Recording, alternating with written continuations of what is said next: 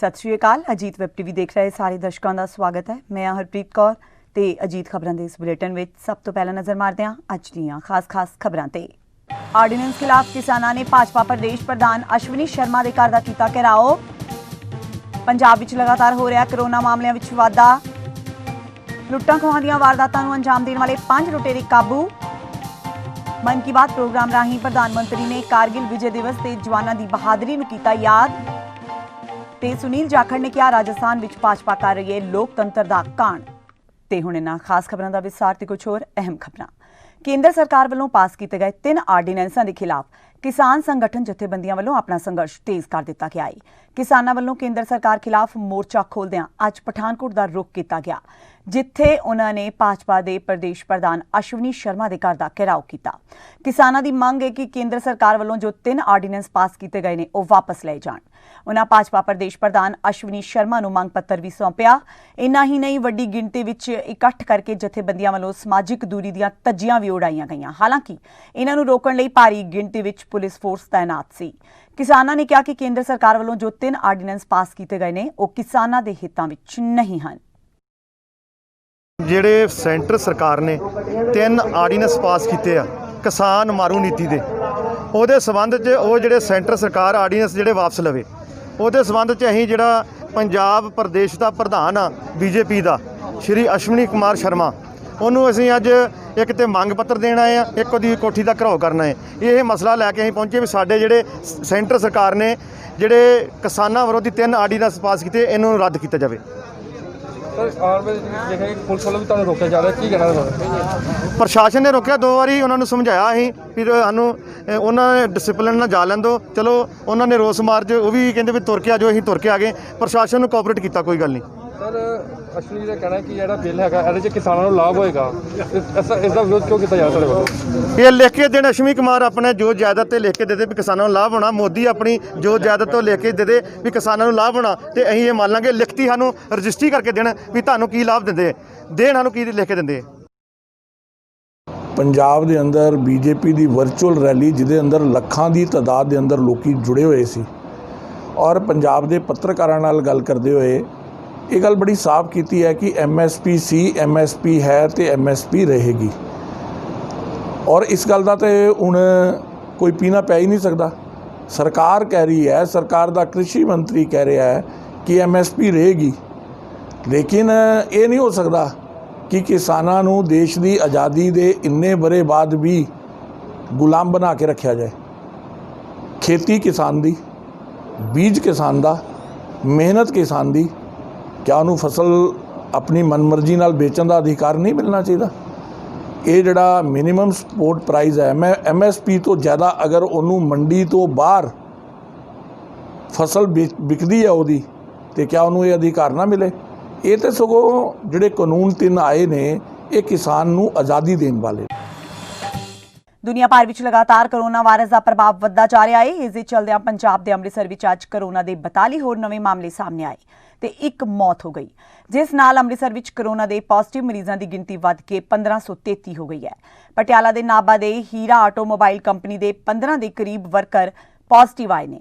इस दे नाल ही फाजिलका जिले में कोरोना वायरस के 13 होर नवे पॉजिटिव मामलों की पुष्टि हुई है। उत्थे ही मानसा जिले में 6 व्यक्तियों की कोरोना रिपोर्ट पॉजिटिव आने की खबर मिली है। कपूरथला जिले में भी कोरोना नाल संबंधित 6 मामले सामने आए हैं। उधर जिला बरनाला के पुलिस थाना महल कलां दे मुख अफसर जसविंदर कौर अते एक सहयोगी हौलदार यादविंदर सिंह दे कोरोना वायरस की लपेट विच आउण दा पता लगा है। इत्थे ही बस नहीं, हुशियारपुर जिले में 42 होर कोरोना पॉजिटिव मरीजों की पुष्टि होने तो बाद पॉजिटिव मरीजों की गिनती 502 हो गई है।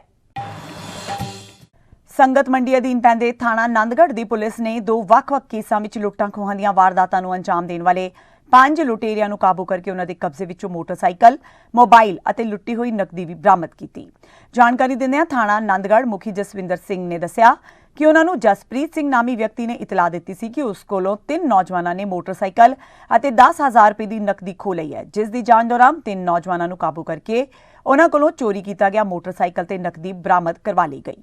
दूजे केस विच उन्हां दस्सिया कि घुद्दा दे सरकारी हस्पताल विचों मोटरसाइकिल चोरी किए गए सन, जिन्हां दी बरीकी नाल कीती जांच दौरान 2 नौजवानों नूं काबू कर लिया गया है ते इन्हां कोलों चोरी किया गया मोटरसाइकिल भी बरामद कर लिया गया है। जसप्रीत सिंह जी त्योने पिंड दा जी ਉਹਨਾਂ ਨੇ ਆ ਕੇ ਵੀ ਸਾਡੇ ਤੋਂ 10,000 ਰੁਪਇਆ ਤੇ ਇੱਕ ਮੋਬਾਈਲ ਜਿਹੜਾ ਉਹ ਖੋਲਿਆ। ਉਹ ਅਸੀਂ ਤਿੰਨ ਬੰਦੇ ਜਿਹੜੇ ਸੀ, ਜਸਪਾਲ ਸਿੰਘ, ਸਰਦੇਵ ਸਿੰਘ ਤੇ ਗੁਰਭੇਜ ਤੇ ਮਨਿੰਦਰ ਸਿੰਘ, ਇਹ ਦੋ ਘੁੱਦੇ ਦੇ ਸੀਗੇ ਜੀ। ਇਹਨਾਂ ਤੋਂ ਅਸੀਂ 10,000 ਰੁਪਇਆ ਤੇ ਮੋਬਾਈਲ ਹੈ ਜਿਹੜਾ ਬਰਾਮਦ ਕਰਵਾ ਲਿਆ ਜੀ। ਇਹਨਾਂ ਦੇ ਖਿਲਾਫ ਹੋਰ ਵੀ ਕ੍ਰਿਮੀਨਲ ਮੁਕੱਦਮੇ ਹੈਗੇ ਦਰਜ। ਜਸਪਾਲ ਸਿੰਘ ਨੂੰ 20 ਸਾਲ ਸਜ਼ਾ ਹੋਇਆ ਜੀ, ਉਹਦੇ ਵਿੱਚ ਇੱਕ ਛੁੱਟੀ ਤੇ ਆਇਆ ਸੀਗਾ। ਦੂਸਰੇ ਦੇ ਖਿਲਾਫ ਵੀ ਹੈਗਾ ਇੱਕ ਮੁਕੱਦਮਾ ਦਰਜ ਜੀ। ਇੱਕ ਅੱਜ ਸਾਨੂੰ ਹੋਰ ਘੁੱਦਾ ਸਰਕਾਰੀ ਹਸਪਤਾਲ ਤੋਂ ਮੋਟਰਸਾਈਕਲ ਚੋਰੀ ਹੋਇਆ ਸੀਗਾ ਜੀ, ਉਹ ਮੋਟਰਸਾਈਕਲ ਵੀ ਅਸੀਂ ਅੱਜ ਬਰਾਮਦ ਕਰਵਾ ਲਿਆ ਜੀ।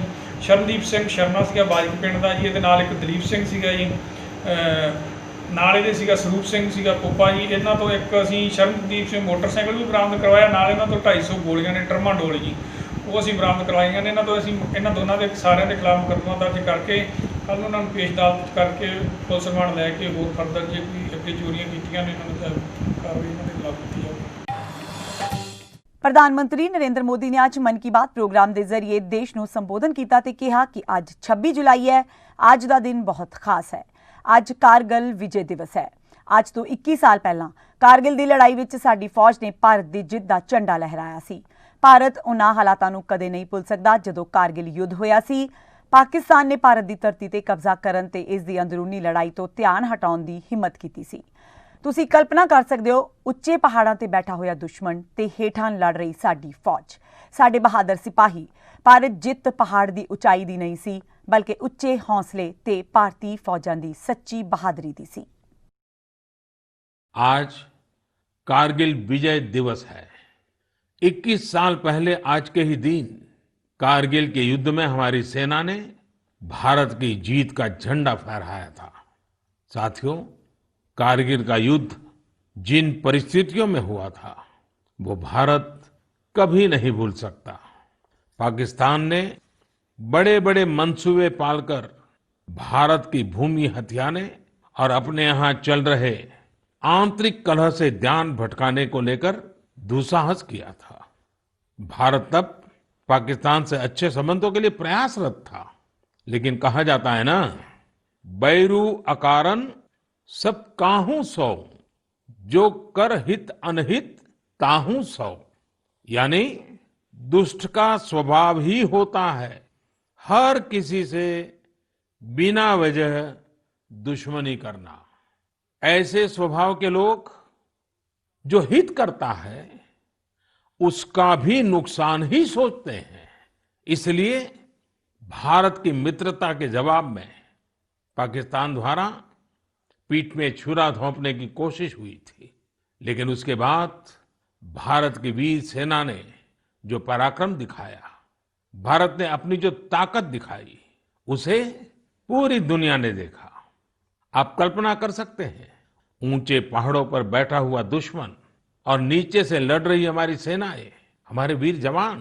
लेकिन जीत पहाड़ की ऊंचाई की नहीं, भारत की सेनाओं के ऊंचे हौसले और सच्ची वीरता की हुई।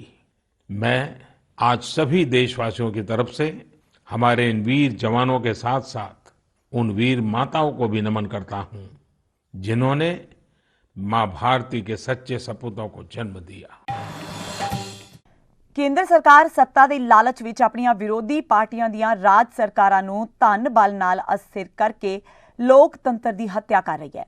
ਇਹ ਗੱਲ ਅੱਜ ਪੰਜਾਬ ਪ੍ਰਦੇਸ਼ ਕਾਂਗਰਸ ਕਮੇਟੀ ਦੇ ਪ੍ਰਧਾਨ ਸੁਨੀਲ ਜਾਖੜ ਨੇ ਇੱਕ ਬਿਆਨ ਵਿੱਚ ਆਖੀ।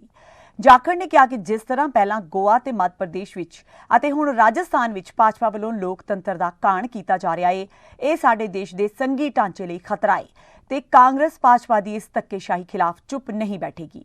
ਉਹਨਾਂ ਕਿਹਾ ਕਿ ਸਾਡੇ ਮਹਾਨ ਆਜ਼ਾਦੀ ਘੁਲਾਟੀਆਂ ਨੇ ਲੰਬੇ ਸੰਘਰਸ਼ ਬਾਅਦ ਸਾਨੂੰ ਲੋਕਤੰਤਰ ਲੈ ਕੇ ਦਿੱਤਾ ਸੀ ਤੇ ਵੱਡੀਆਂ ਕੁਰਬਾਨੀਆਂ ਨਾਲ ਪ੍ਰਾਪਤ ਲੋਕਤੰਤਰ ਨਾਲ ਭਾਜਪਾ ਖਿਲਵਾੜ ਕਰ ਰਹੀ ਹੈ। ਜਾਖੜ ਨੇ ਕਿਹਾ ਕਿ ਭਾਜਪਾ ਨੂੰ ਨਾ ਤਾਂ ਸੰਵਿਧਾਨ ਦੀ ਪਰਵਾਹ ਹੈ ਤੇ ਨਾ ਹੀ ਉਹ ਇਸ ਦੇਸ਼ ਦੀਆਂ ਉੱਚ ਲੋਕਤਾਂਤਰਿਕ ਕਦਰਾਂ ਕੀਮਤਾਂ ਦੀ कोई फिक्र करती है। गुलामी की जंजीरें तोड़ के हमें आज़ादी, अपनी सरकार चुनने का, अपनी वोट के जरिए चुनने का जो अधिकार हमारे स्वतंत्रता सेनानियों ने अपनी जानें कुर्बान करके लेके हमें दिया है, और उसी वोट के जरिए चुनी हुई सरकार को जब असंवैधानिक तरीके से गिराया जाता है तो मैं समझता हूँ ना सिर्फ लोकतंत्र की हत्या होती है बल्कि उन शहीदों का अपमान भी किया जाता है। जब से केंद्र में बीजेपी शासित सरकार बनी है पिछले 6 सालों से, बार बार यही अपमान और यही लोकतंत्र की हत्या की जा रही है। और उसका जीता जागता नमूना चाहे पहले गोवा में, फिर मध्य प्रदेश में, और अब जो कुछ राजस्थान में हो रहा है वो सबके सामने है। आइए, ये देश हमारा है, यह हमारा लोकतंत्र है, हमें अपने वोट का अधिकार हमारे शहीदों ने लेके दिया है, उसकी रक्षा करना भी हमारा कर्तव्य बनता है। उसके खिलाफ आवाज़ उठाएं, इस मोदी साहब की सरकार के ऊपर दबाव बनाएं कि जल्दी राजस्थान की विधानसभा का सत्र बुलाया जाए, लोगों के चुने हुए नुमाइंदे अपनी बात रख सकें और हम सब मिलके इस बात को सुनिश्चित करें कि इस भारतवर्ष में लोकतंत्र हमेशा कायम रहेगा और तानाशाही के खिलाफ सारा देश लामबंद रहेगा। जय हिंद। ਬਠਿੰਡਾ ਦੇ ਡਿਪਟੀ ਕਮਿਸ਼ਨਰ ਵੱਲੋਂ ਹਰ ਰੋਜ਼ ਰਾਤੀ 9 ਵਜੇ ਤੋਂ ਲੈ ਕੇ ਸਵੇਰੇ 5 ਵਜੇ ਤੱਕ ਕਰਫਿਊ ਦਾ ਐਲਾਨ ਕੀਤਾ ਹੋਇਆ ਹੈ ਤੇ ਹਰ ਐਤਵਾਰ ਨੂੰ ਮੁਕੰਮਲ ਬੰਦ ਕਰਨ ਦੇ ਆਦੇਸ਼ ਦਿੱਤੇ ਗਏ ਨੇ।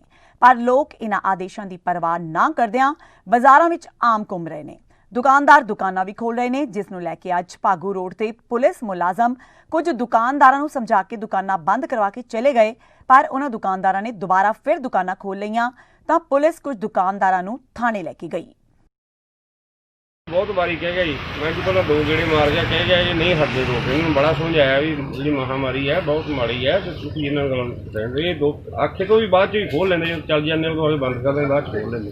ਹੁਣ ਤੁਸੀਂ ਇਹਨਾਂ ਤੇ ਕੀ ਕਾਰਵਾਈ ਕਰ ਰਹੇ ਹੋ? हम थाने लेके जाने, ਫਿਰ ਕੀ ਕਰੋਗੇ ਥਾਣੇ ਲਿਆ ਕੇ? थाने जाके अगला सत्य में पेश कराएंगे, जाके अगला कार्रवाई होगी। ਹੁਸ਼ਿਆਰਪੁਰ ਤੇ ਕਪੂਰਥਲਾ ਵਿੱਚ ਮੈਡੀਕਲ ਕਾਲਜ ਬਣਾਏ ਜਾਣ ਦਾ ਕੰਮ ਜਲਦੀ ਹੀ ਸ਼ੁਰੂ ਹੋ ਜਾਵੇਗਾ, ਜਿਸ ਲਈ ਕੇਂਦਰ ਸਰਕਾਰ ਵੱਲੋਂ ਗ੍ਰਾਂਟ ਦੀ ਪਹਿਲੀ ਕਿਸ਼ਤ ਜਾਰੀ ਕਰ ਦਿੱਤੀ ਗਈ ਹੈ। ਹੁਸ਼ਿਆਰਪੁਰ ਵਿੱਚ ਬਣਨ ਵਾਲੇ ਮੈਡੀਕਲ ਕਾਲਜ ਲਈ 31.19 ਕਰੋੜ ਰੁਪਏ ਦੀ ਰਾਸ਼ੀ ਸੂਬਾ ਸਰਕਾਰ ਨੂੰ ਜਾਰੀ ਕੀਤੀ ਗਈ ਹੈ। ਇਸ ਤੋਂ ਇਲਾਵਾ ਹੁਸ਼ਿਆਰਪੁਰ ਵਿੱਚ ਬਣਨ ਵਾਲੇ ਰੇਲਵੇ ਫਲਾਈਓਵਰ ਬ੍ਰਿਜ ਨੂੰ ਵੀ ਕੇਂਦਰ ਸਰਕਾਰ ਵੱਲੋਂ ਮਨਜ਼ੂਰੀ ਦੇ ਦਿੱਤੀ ਗਈ ਹੈ, ਜਿਸ ਦਾ ਟੈਂਡਰ ਅਗਲੇ ਮਹੀਨੇ ਲੱਗ ਜਾਵੇਗਾ। ਇਹ ਜਾਣਕਾਰੀ ਅੱਜ ਕੇਂਦਰੀ ਰਾਜ ਮੰਤਰੀ ਸੋਮ ਪ੍ਰਕਾਸ਼ ਨੇ ਪੱਤਰਕਾਰਾਂ ਨੂੰ ਸੰਬੋਧਨ ਕਰਦਿਆਂ ਦਿੱਤੀ। उन्होंने कहा कि हुशियारपुर फगवाड़ा मार्ग ਨੂੰ ਚੌਮਾਰਗੀ ਬਣਾਉਣ ਲਈ ਯਤਨ ਕੀਤੇ ਜਾ ਰਹੇ ਨੇ ਤੇ ਫਿਲਹਾਲ ਇਸ ਸੜਕ ਦੀ ਦਸ਼ਾ ਸੁਧਾਰਨ ਲਈ ਇਸ ਤੇ ਲੁੱਕ ਪਾਉਣ ਦਾ ਕੰਮ ਸ਼ੁਰੂ ਹੋ ਚੁੱਕਾ ਹੈ। ਮੈਂ ਸਭ ਤੋਂ ਪਹਿਲਾਂ ਪ੍ਰਧਾਨ ਮੰਤਰੀ ਜਦੋਂ ਮਿਲਿਆ ਸੀ, ਉਹ ਚਿੱਠੀ ਲਿਖ ਕੇ ਫੜਾ ਕੇ ਦੇ ਕੇ ਆਇਆ ਸੀ ਵੀ ਸਾਡੇ ਮੈਡੀਕਲ ਕਾਲਜ ਹਰ ਹਾਲਤ ਵਿੱਚ ਖੋਲ੍ਹਿਆ ਜਾਵੇ।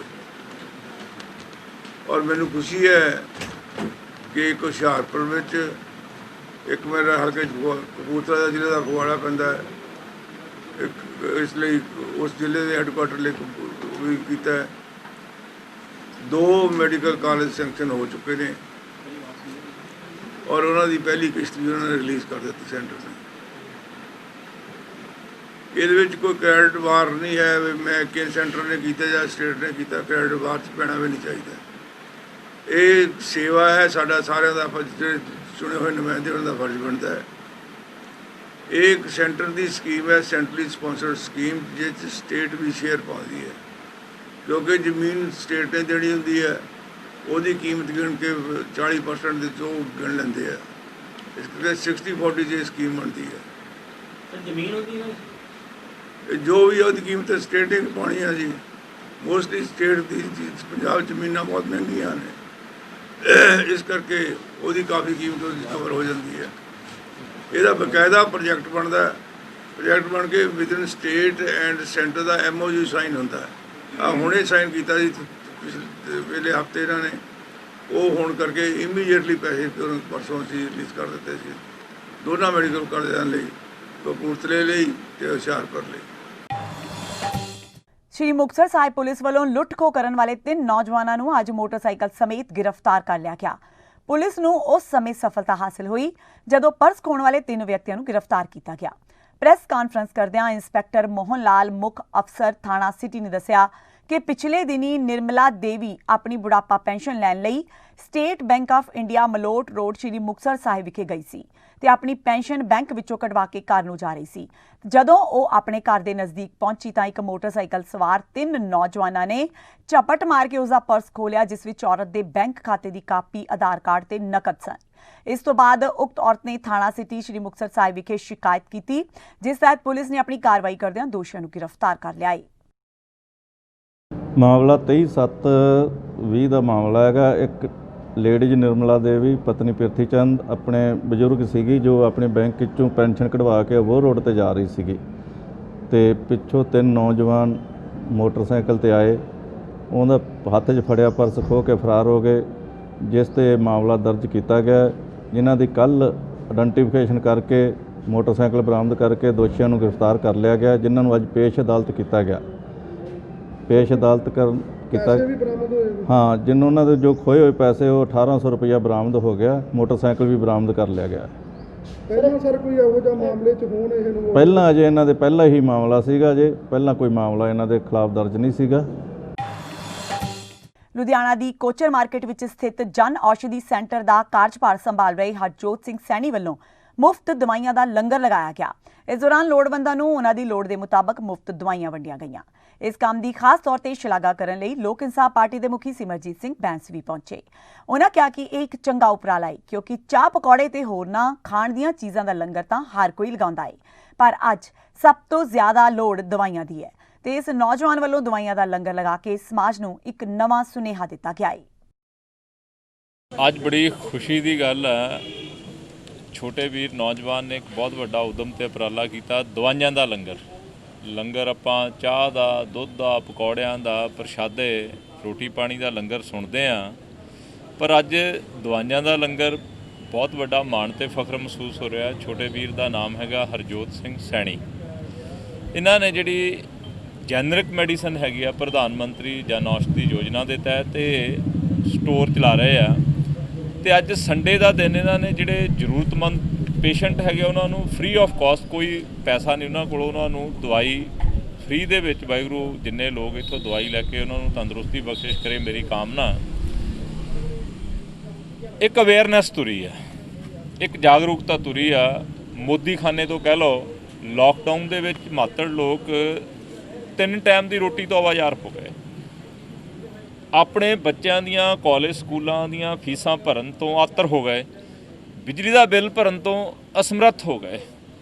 ਇਸ ਸਮੇਂ ਦੇ ਵਿੱਚ ਵੱਖ-ਵੱਖ ਸਮਾਜ ਸੇਵੀ ਸੰਸਥਾਵਾਂ ਨੇ ਆਪੋ ਆਪਣਾ ਯੋਗਦਾਨ ਦਿੱਤਾ।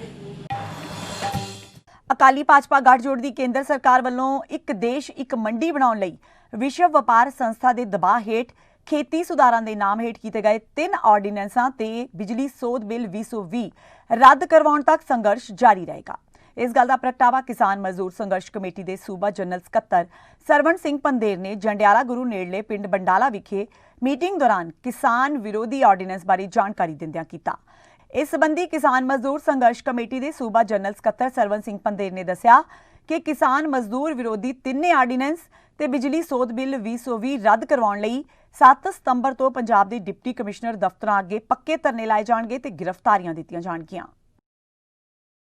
ਆਪਣੀ ਜਥੇਬੰਦੀ ਦੀ 13 ਜ਼ਿਲ੍ਹਿਆਂ ਦੇ ਜਿਹੜੇ ਪ੍ਰਧਾਨ ਸਕੱਤਰ ਸੱਦ ਕੇ ਵੱਡੀ ਸੂਬਾ ਕਮੇਟੀ ਦੀ ਮੀਟਿੰਗ ਹੋਈ ਆ, ਜਿਹੜੀ 5-6 ਘੰਟੇ ਚੱਲੀ ਆ, ਜਿਹਦੇ ਬਹੁਤ ਸਾਰੇ ਦੌਰ ਹੋਏ ਆ, 5-6 ਏਜੰਡੇ ਲਾ ਕੇ ਵੱਡੀ ਚਰਚਾ ਕੀਤੀ ਗਈ। ਚਰਚਾ ਦਾ ਮੁੱਖ ਵਿਸ਼ਾ ਸੀਗਾ ਵੀ ਖੇਤੀ ਆਰਡੀਨੈਂਸਾਂ ਨੂੰ ਰੱਦ ਕਰਾਉਣ ਤੱਕ ਸੰਘਰਸ਼ ਕੀਤਾ ਜਾਵੇ ਤੇ ਬਿਜਲੀ ਸੋਧ ਬਿੱਲ 2020 ਨੂੰ ਲਾਗੂ ਨਾ ਹੋਣ ਦਿੱਤਾ ਜਾਵੇ। ਉਹਦੇ ਵਾਸਤੇ ਜਿਹੜੀ ਵਿਚਾਰ ਚਰਚਾ ਦੇ ਵਿੱਚੋਂ ਨਿਕਲ ਕੇ ਆਇਆ ਵਾ ਵੀ ਅਸੀਂ 7 ਸਤੰਬਰ 2020 ਨੂੰ ਜਿਹੜੇ ਪੰਜਾਬ ਦੇ ਸਾਰੇ ਡੀਸੀ ਸਾਹਿਬਾਨ ਆ ਉਹਨਾਂ ਦੇ ਡੀਸੀ ਕੇਂਦਰਾਂ ਤੇ ਬੈਠਾਂਗੇ ਤੇ ਜੇਲ੍ਹ ਭਰੋ ਮੋਰਚਾ ਸ਼ੁਰੂ ਕਰਾਂਗੇ। ਇਹਦੇ ਵਿੱਚ ਦੂਜੀ ਗੱਲ ਜਿਹੜੀ ਮੁੱਖ ਰੂਪ ਵਿੱਚ ਉੱਭਰ ਕੇ ਆਈ ਆ ਵੀ ਇਹ ਤੋਂ ਗਾਹਾਂ ਜਿਹੜਾ ਅਸੀਂ ਪਿਛਲਾ ਪ੍ਰੋਗਰਾਮ 21 ਜੁਲਾਈ ਨੂੰ ਕੀਤਾ ਸੀਗਾ, ਬਾਦਲਾਂ ਦੇ ਘਰ ਜਾਂਦਿਆਂ ਜਿਹੜਾ ਜਥੇਬੰਦੀ ਤੇ ਲਾਠੀ ਚਾਰਜ ਕੀਤਾ ਗਿਆ, ਉਹਦੀ ਅਸੀਂ ਜ਼ੋਰਦਾਰ ਸ਼ਬਦਾਂ 'ਚ ਨਿੰਦਾ ਕਰਦੇ ਹਾਂ। ਤੇ ਜਿਹੜੇ ਪੰਜਾਬ ਦੇ ਪੂਰੇ ਪੰਜਾਬ ਜਿਹੜੇ ਕੇਸ ਪਾਏ ਜਥੇਬੰਦੀ ਖਿਲਾਫ, ਅਸੀਂ ਕੇਸਾਂ ਤੋਂ ਕੱਲ੍ਹ ਵੀ ਨਹੀਂ ਸੀ ਡਰਦੇ, ਅੱਜ ਵੀ ਨਹੀਂ ਡਰਦੇ, ਪਰ ਇਹ ਕੈਪਟਨ ਸਰਕਾਰ ਦਾ ਚਿਹਰਾ ਨੰਗਾ ਕਰਦੇ ਆ ਵੀ ਮੋਦੀ ਸਰਕਾਰ ਦੀ ਹਮਾਇਤ ਉਹ ਕਿਸ ਤਰੀਕੇ ਨਾਲ ਕਰ ਰਹੇ ਨੇ। ਸੋ ਕੇਸ ਰੱਦ ਕਰਨ ਦੀ ਮੰਗ ਕਰਦੇ ਹਾਂ। ਇਸ ਦੇ ਨਾਲ ਹੀ ਅਜੀਤ ਖਬਰਾਂ ਦਾ ਇਹ ਬੁਲੇਟਿਨ ਖਤਮ ਹੁੰਦਾ ਹੈ। ਕੁਝ ਹੋਰ ਨਵੀਆਂ ਖਬਰਾਂ ਨਾਲ ਫਿਰ ਤੋਂ ਹਾਜ਼ਰ ਹੋਵਾਂਗੇ। ਤਦ ਤੱਕ ਲਈ ਆਗਿਆ ਦਿਓ। ਸਤਿ ਸ਼੍ਰੀ ਅਕਾਲ।